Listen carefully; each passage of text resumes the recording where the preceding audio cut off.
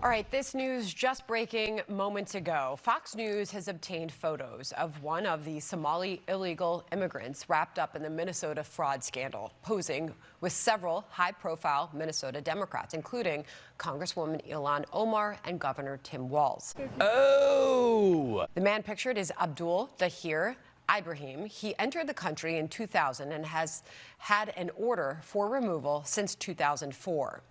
He also has a prior conviction in Canada for asylum and welfare fraud. ICE tells Fox News Ibrahim was granted temporary protected status for 10 years, but should have never been eligible. Oh, this is getting good.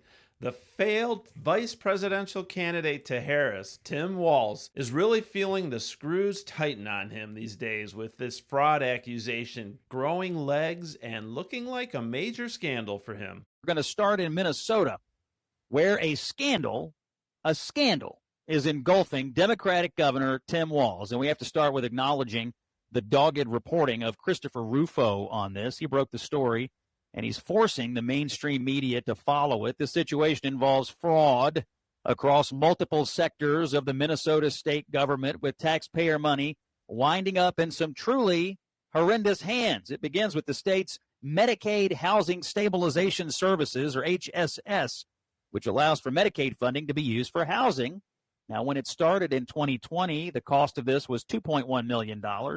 Next year, it was $21 million. Next year, $42, then $74, and finally, a $61 million program in the first half of 2025 alone.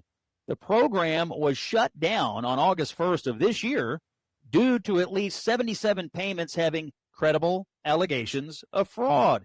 After that happened on September the 18th, 6 Somalians in Minneapolis were indicted over this HSS fraud. Federal charges were brought by the U.S. attorney there. This was just the first round of his indictments. Now, the crimes here are severe. It wasn't just typical Medicare or Medicaid fraud. In these instances, whole entire companies were being fabricated in order to take payments and steal funds. The same day that these fraudsters were indicted, another person from the Somalian community there pleaded guilty in a case called the Feeding Our Families case.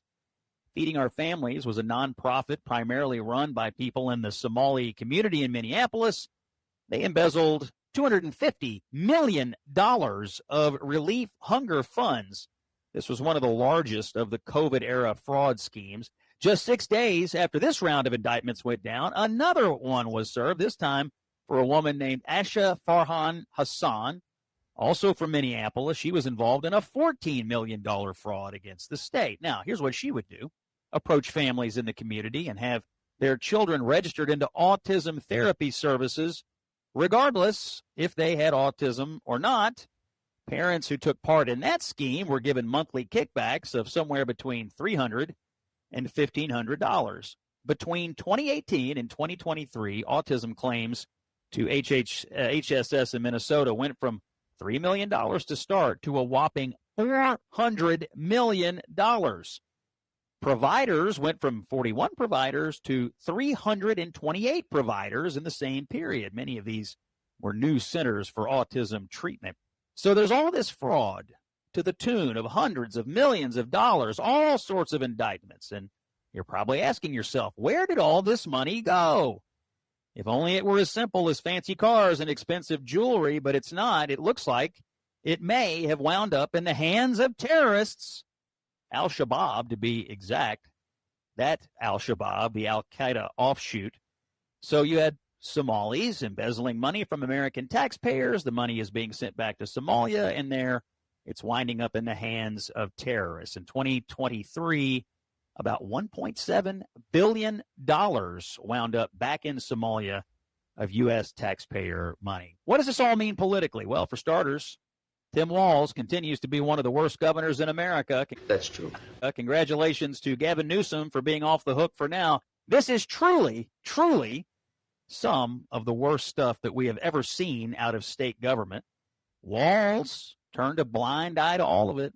And now Minnesota taxpayers are footing the bill for terrorism in the Middle East. It's more than obvious Tim Walz should, well, if he doesn't resign, at least should be ousted in 2026 when his term is up. Anyone complicit should be prosecuted. And there are serious questions about what's going on in Minneapolis. What other crimes have occurred and what lengths have people gone to enrich themselves? A lot of questions going on in Minneapolis right now, thanks to the reporting of Christopher Rufo. But it's funny, here's some words that you might never thought you'd hear in the New York Times ever, but I found them deep buried in an article. The episode has raised broader questions for residents about the sustainability of Minnesota's Scandinavian modeled system. Whoa, New York Times, you're finally waking up. If you're something in the drinking water, conservative New York Times, hey. And I would like to thank you for reading the New York Times so I don't have to. You're welcome. But the Times actually took it a step further than just questioning the welfare state. They actually admitted the system helped create an environment that drew immigrants to the state over many decades, including tens of thousands of Somali refugees. So they actually had this through line, this like moment of reason. Yeah. It's not just the welfare state, and it's the fact that it drew all of these immigrants here, and they have a huge problem in Minnesota, and Tim Walz knew about it. I've got to believe there were red flags. He was either completely ignorant or just turned the other way. Dozens of people of East African descent have been charged, convicted, and sentenced for stealing more than $1 billion in taxpayer money from government programs during COVID. As you know, Governor, that is more than Minnesota spends each year to run its Department of Corrections. So I want to give you a chance to respond to this. Do you take responsibility for failing to stop this fraud in your state? The answer is no. Well, certainly I take responsibility for putting people in jail. A few days ago, you said that you take responsibility for putting people in jail, but all the fraud so far has been federal prosecutions. Why did you say they prosecute? I didn't erroneously say that. We're the ones that our agencies are bringing it up. We're referring them over. This is how this works. We were through it through the BCA. This is Drew Evans and the superintendent of BCA. These are Minnesota folks who work in state government, who are the ones that are helping build the case, turn it over to the federal authorities. So that is totally false. That is totally wrong. It is Minnesotans. It is Minnesota's investigators. It is the IGs that are over there, Investigator Clark, that are doing the things of putting people in jail. Well, then why aren't there state prosecutions? The federal laws that they're choosing to do federal prosecutions. We will prosecute on every single thing we can. Many cases we get longer ones. Is your assertion is that we don't have anything to do with the investigations? That is totally false. We're the ones who brought it to them. Well, Timmy's got a lot of excuses why he didn't do the prosecuting, but the feds did. He claims he's the reason they even knew about it. Well, the truth will be coming out, and we'll find out soon enough.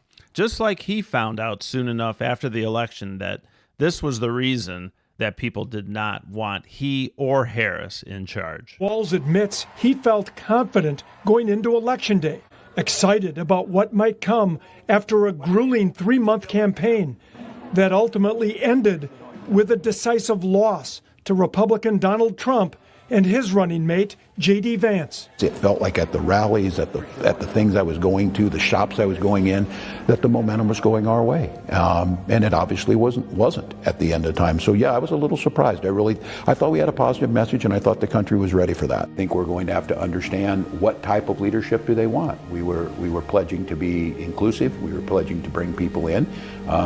Donald Trump has said that isn't what he wants. And so if that's what America's leaning towards, I guess for me, it's to understand and learn more about America, because I thought that they were going to probably move towards a more positive message. Well, the good news is at least some in the mainstream media appeared to start to get it, even on election night. It's good.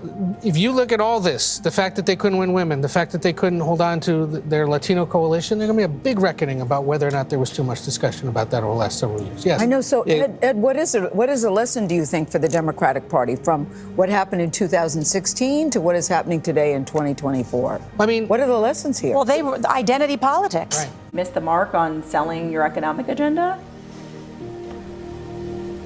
Well, I mean, we didn't win, if that was the case on this.